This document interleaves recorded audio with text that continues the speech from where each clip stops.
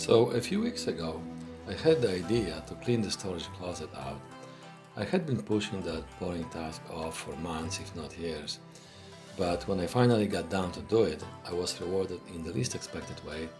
When I was going through boxes full of old bills, paperwork, and letters, I discovered a few rolls of film negatives, one of them still undeveloped, and a few CDs with the pictures already scanned from film. And those pictures were actually from my trip to Japan almost 20 years ago.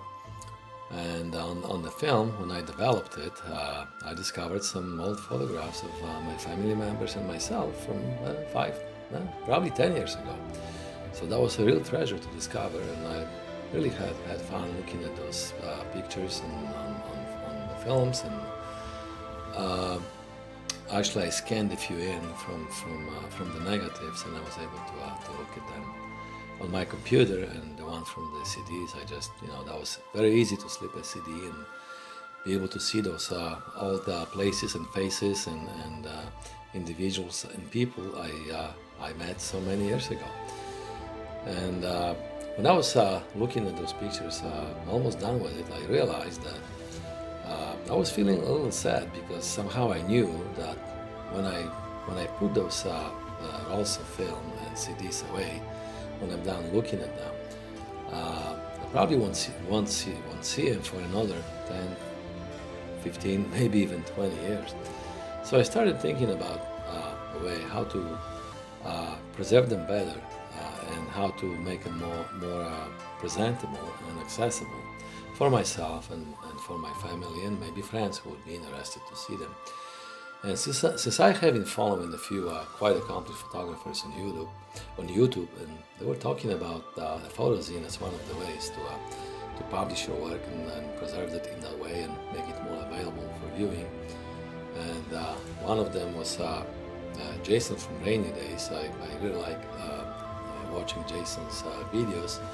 He puts up a lot of stuff about his behind-the-scenes process from his photo shoots, mostly in California.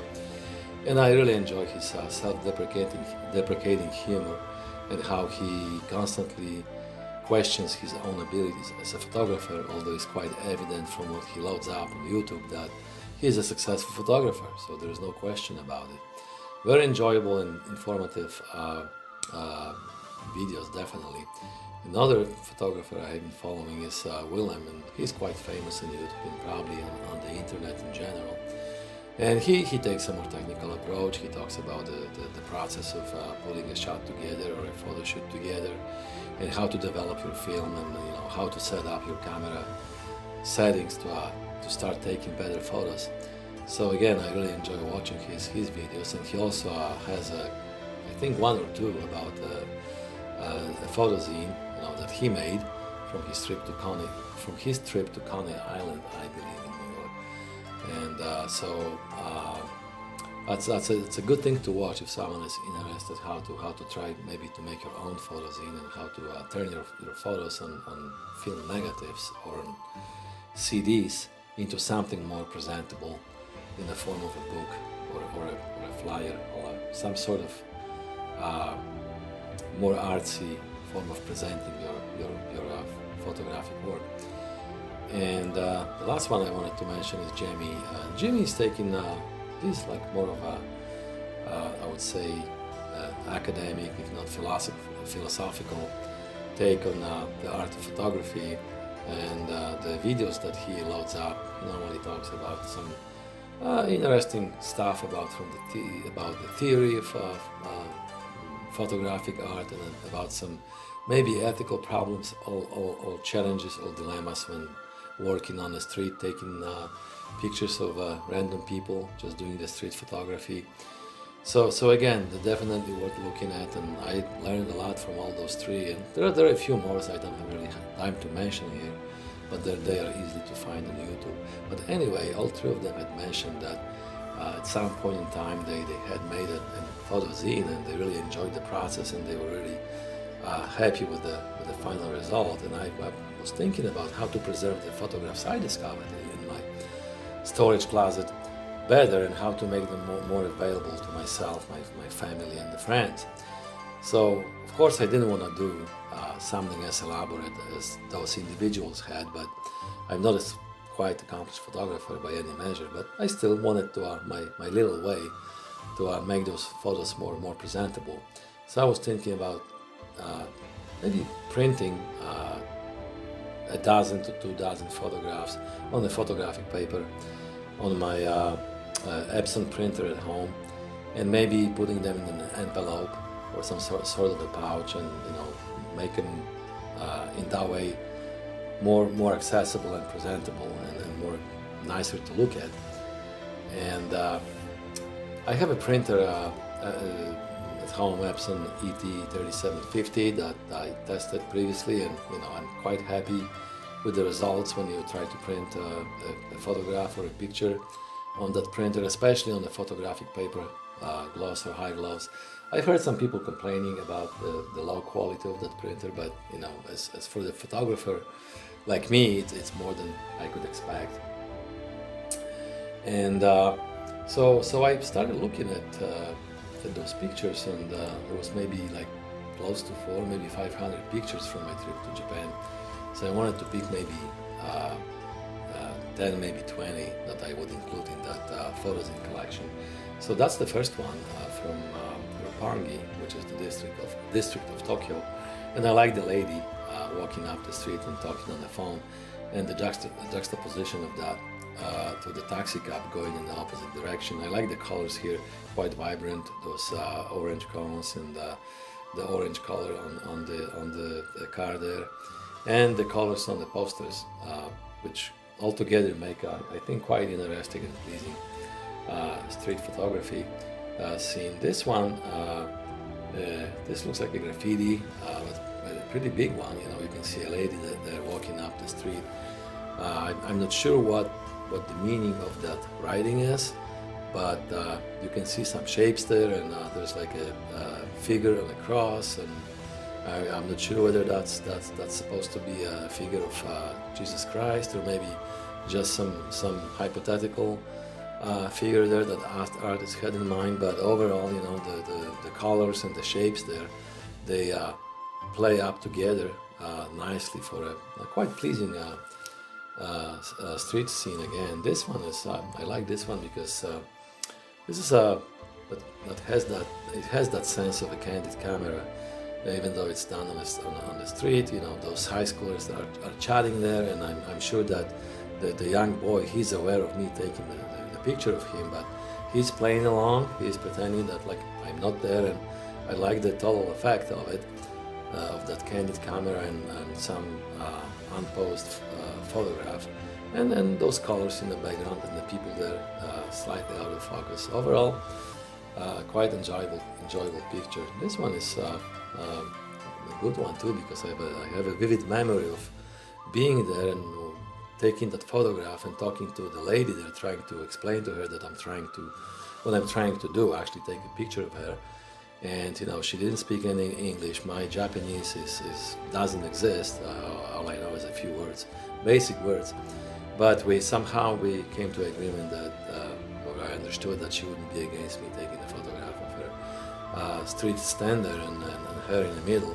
And I like the arrangement of those different items, the cigarette packs and some other like cigarette lighters and CDs, and maybe even some video cassettes there, and all the colors, and that little lady in the middle. Again, I like the effect of that photograph, definitely. And this one is from the train station in Shinjuku. I like the dynamics of all those people rushing through the hall of that train station, and their figures are kind of blurry and kind of giving the feeling of everybody being in a hurry, or trying to catch a train, or just running from the station back home. And it's all underexposed, but still I think it's worth including in the collection because of that dynamic effect of it. This one is on the platform, down on the platform at the same train station. I like that progression of those pillars or columns there vanishing in the distance, and that one person here, the lady reading something, and another guy on a cell phone Again, kind of quiet, calm, slower scene, at least as compared to what's going on the upper level that we saw in the previous picture. And this one inside the train car, and that was actually late in the night. You can see some people trying to doze off, some are killing time reading, but the overall mood is kind of down and slow, and even though the lights are bright, you can tell they're winding down and ready to get home from work or from shopping. And this one is from Kamakura, which is in the south, just south of Tokyo, on the seashore there. And that's the famous monument of Great Buddha of Kamakura. And again, that was late in the evening. It was kind of dark, long exposure time. There were quite a few people walking around and standing in front of that monument, but their figures are blurry and barely visible. And I still like the effect though of that motionless figure there that has been for hundreds, not 1,000 years, and those people just running around it, just chasing their everyday chores. And this one is from Ginza in Tokyo, I believe. I like the scene of that rickshaw operator, if you will, just giving a ride to those two ladies, obviously coming back from shopping. You can see the shopping bags there, and they're chatting and then laughing and having a good time. And the guy here, what was a little surprising to me, he's smiling too. Obviously he doesn't see that as a very hard work, or he's just maybe happy he was able to catch two customers before the end of the day. And the two geishas here, that was like a shot from a hip, literally. The lady almost got in the frame entirely and covered the geishas, but luckily at least one of them is still visible. Late in the night again, a little blurry, but I think still worth having in that collection.